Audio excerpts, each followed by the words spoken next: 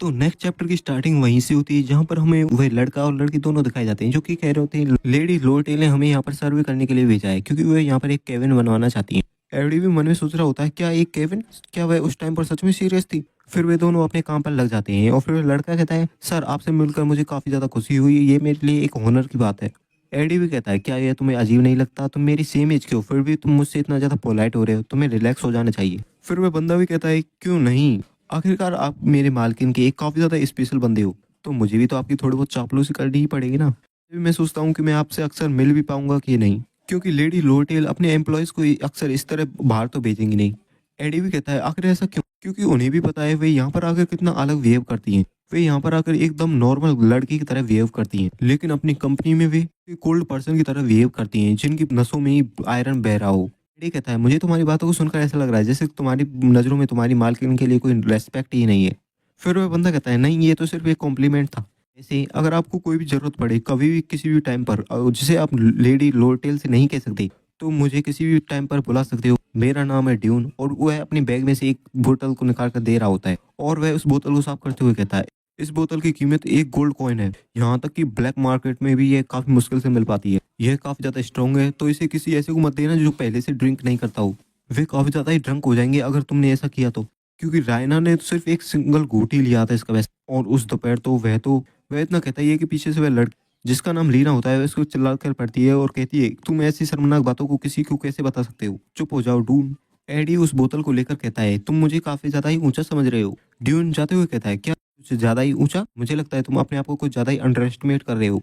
और उसकी बातों को सुनकर एडी कहता है क्या। फिर सीन शिफ्ट होता है, हमें दिखाया जाता है कैल्विन स्टोर का सीन जहाँ पर हमारा एडी आ चुका होता है। वह कहता है कि लोटेल के अकॉर्डिंग तो हमें अभी अगले सेमेस्टर की सारी चीजों को खरीद लेना चाहिए, इनमें से काफी सारी चीजें तो मैं खुद ही बना सकता हूँ, मुझे कुछ ऐसी चीजों को खरीदना चाहिए जो काफी ज्यादा कंज्यूम हो।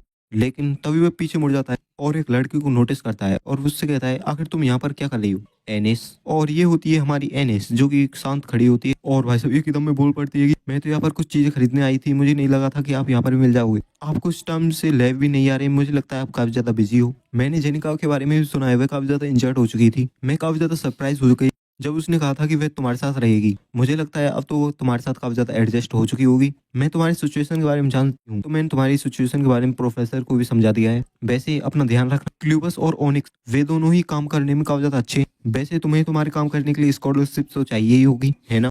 हमारे एडी इतनी सारी बातों को सुनकर एकदम शांत हो जाता है और सिर्फ 2 ही शब्द कहता है हाँ ठीक है धन्यवाद। फिर एनिस कहती है तो मैं क्या, और वह जाने ही लगती है कि तभी पीछे किसी चीज से टकरा जाती है जिससे उसके थैले से फल सब्जियां गिरने लगती हैं। लेकिन तभी हीरोइक स्टाइल में हमारा एडी आ जाता है और उन्हें गिरने से बचा लेता है और कहता है तुम्हें अगली बार से ध्यान रखना चाहिए। तभी वह कुछ चीजों को देखकर काफी ज्यादा चौंक जाता है और कहता है अंकुरित आलू, सड़ा हुआ सेब और खराब पालक, ऐसा लग रहा है इस पर कीड़े भी बैठे हुए हैं, और ये आखिरकार ब्रेड इतना बेकार क्यों लग रहा है। एडी कहता है चलो छोड़ो। फिर एनिस कहती है तुम देख ही सकते हो इसमें कुछ ज्यादा स्पेशल चीज नहीं है, और शर्माते हुए कहने लगती है इससे मुझे फर्क नहीं पड़ता, मैं यहाँ पर कोई कारण नहीं है मैं तुम्हें इम्प्रेस करूँ, क्या गरीब होना इतना शर्मनाक, तो तुम क्या सोचोगे मुझे इस तरह देखकर। और भाई वे बातों को कहते कहते काफी ज्यादा भावुक हो जाती है और कह रही हो क्या मुझे तुम्हें इम्प्रेस करना चाहिए, क्या हम डेटिंग। और भाई वह इतनी बातों को कहती है कि शर्मिंदा होकर नीचे बैठ जाती है और कहती है कि मैं मरना चाहती हूँ।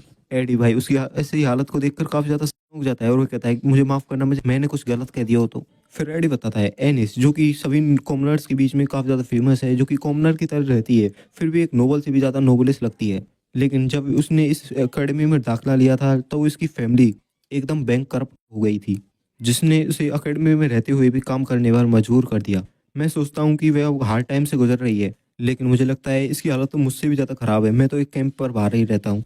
तभी हम देखते हैं एडी का सीन जिसके हाथ में होती है कुकी और कहता है थैंक यू, और सोच रहा होता है एनिस मेरे लिए कुकी क्यों लाई। दोनों एक दूसरे का अगल बगल काफी शांति से बैठे हुए होते हैं। फिर एनिस बताती है कि प्रोफेसर घास्ट की जगह पर एक नया प्रोफेसर आया है और कुछ नई सप्लाईज को ढूंढने आई हूँ, और मुझे लगता है तुमने भी यहाँ पर काफी ज्यादा शॉपिंग की है। एडी कहता है ये कुछ ज्यादा नहीं है, मैंने सुना है कि जो उस नेक्स्ट सेमेस्टर की जो चीजें हैं जो जरूरत पड़ेंगी वो आगे जाकर काफी ज्यादा महंगी होने वाली है। एनिस कहती है मैं इन प्राइजेस को हर रोज चेक करती हूँ, हाँ ये पिछली बार से 10% तो महंगे हो चुके हैं। एडी भी उसकी ऐसी बात को सुनकर काफी ज्यादा चौंक जाता है और कहता है क्या तुम इस ये हर रोज करती हो।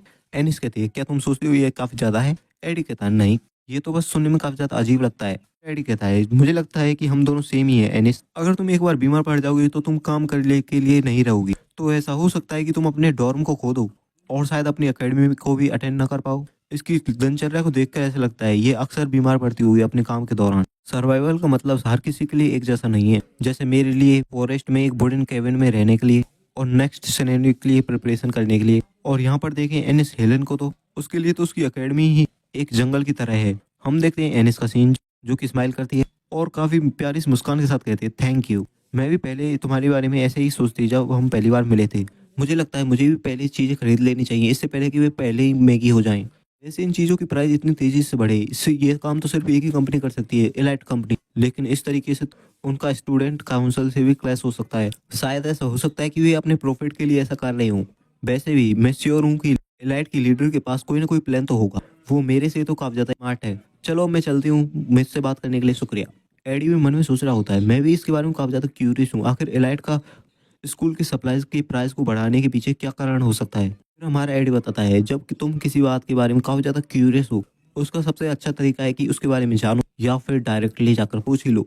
हम देखते हैं एडी को जो अपनी कैंप साइट पर आ चुका होता है, जहाँ पर होती है लड़की जो कि कह रही होती है कम ऑन ड्यूड, अगर तुमने फंड्स की चोरी की है तो कुछ अच्छा ही खरीद लेते, वाइन नहीं खरीदना जरूरी था। चीज का महंगा होने से ये मतलब नहीं है कि वो काफी ज्यादा अच्छी हो। एडी कहता है ये मेरी है, तुम जानती नहीं। होटल कहती है वैसे भी ये मेरे जरिए ही आई है। ड्यून काफी टाइम से फंड्स को इधर उधर से चुरा रहा है और वे ऐसी चीजों को खरीदता है, उसे तो ये पता भी नहीं होगा कि मुझे सब पता है कि वे कितने फंड्स को चोरी करता है। फिर हमारा एडी कहता है आखिरकार तुम उसे रोकती क्यों नहीं। लोअर टेल कहती है कि क्यों नहीं, अगर वह कुछ ज्यादा करने की कोशिश करे तो मैं उसे उसके अगेंस्ट कुछ कर सकती हूँ। यह मेरी एक काफी बैड हैबिट है, मुझे किसी पर भी ट्रस्ट करने के लिए पूरा इंश्योरेंस चाहिए होता है। यह कहना थोड़ा अजीब होगा लेकिन तुम मेरे लिए काफी ज्यादा स्पेशल हो। क्या हो अगर हम एक दूसरे के वीकनेसेस को एक दूसरे के साथ बांटें। मैं पहले से ही जानती हूँ तुम मेरे बारे में काफी ज्यादा जानना चाहते हो। फिर सीन शिफ्ट होता है और हम देखते हैं प्रोफेसर डोमरेटरी का सीन। हम देखते हैं लोटेल और एडी को जो कि आराम से चल रहे होते हैं। एडी मन में सोच रहा होता है ये तो एक नॉर्मल वॉल्क से भी काफी ज्यादा आगे है। इसको फॉलो करते करते तो मैं प्रोफेसर के डोर में आ गया, पर चलो अच्छा है यहाँ पर ज्यादा लोग नहीं है, ये एक अच्छी चल। एडी लोटेल की पुरानी बातों को याद कर रहा होता है, जिसमें जो लोटेल होती है वह कह रही होती है कि वे चीजें महंगी नहीं हो जाएंगी, इससे मतलब नहीं है, बल्कि ये चीजें तुम्हें मिलेंगी ही नहीं। और उन बातों को सोचकर कहता है कि लोटेल क्या तुम कोई सारे ही सामानों को, सारी सप्लाईज को इकट्ठा करके एक जगह पर रखना चाहती हो और जमाखोरी करना चाहती हो। लोटेल उसकी ऐसी बातों को सुनकर कहती है हाँ वेल, मैं ही एक ऐसी अकेली पर्सन हूँ जो इस आइलैंड पर प्राइजेस को सेट कर सकती है। क्या तुम मेरे बारे में नहीं पूछना चाहते, तुम तो मेरी लाइट कंपनी के इनर वर्किंग के बारे में क्यूरियस हो, क्या तुम मेरे बारे में चिंतित हो। एडी कहता है वेल। फिर लोटेल कहती है कि ऐसी सिचुएशन में तुम्हें कम से कम ये तो कहना ही चाहिए कि हाँ मैं चिंतित हूँ, चाहे तुम्हारा मतलब इससे कहने से ही नहीं हो। एडी भी उसकी बातों को सुनकर कहता है हाँ मैं तुम्हारे बारे में थोड़ा चिंतित तो था। जैसे सुनकर लोटेल भी थोड़ी मुस्कुरा जाती है और उन दोनों के बीच में थोड़ी देर की शांति छा जाती है। लोटेल कहती है तो हम अपने सीक्रेट्स की ट्रेडिंग को स्टार्ट कर सकते हैं। एडी कहता है आखिरकार तुम किस बारे में प्लानिंग कर रही हो। लोटेल कहती है कि मैंने तुम्हें कहा तो था हम अपनी एक दूसरे की वीकनेसेस को शेयर करेंगे, अगर तुम तुम्हारी एक वीकनेस को बताओगे तो मैं बताऊंगी आखिरकार मैं इन प्राइजेस को क्यों बढ़ा रही हूँ। एडी कहता है एक वीकनेस, हाँ क्या तुम्हें याद है जो तुमने मुझसे कुछ टाइम पहले पूछा था, जहाँ हमें पास्ट का सीन दिखाया जाता है, जहाँ पर लोटेल उससे पूछ रही होती है क्या तुमने तुम्हारी लाइफ में कभी किसी को मारा है। तब तो उस टाइम एडी ने कहा था कि नहीं किसी को नहीं मारा। लोटेल कहती है वो तो काफी पुरानी बात है, उसे छोड़ो, उस बात को अब क्यों ला रहे हो। एडी कहता है मैंने उस टाइम पर तुमसे झूठ कहा था, मैंने सच में पहले किसी को मारा था, मैंने मारा था अनगिनत लोगों को। भाई साहब एडी क्या ही बेडस लग रहा होता है। तो भाई नेक्स्ट एपिसोड में लोटेल का रिएक्शन होने कैसे वाला है, तो चैनल को सब्सक्राइब कर और एक प्यारा सा कमेंट कर। नेक्स्ट एपिसोड मजेदार होने वाला है।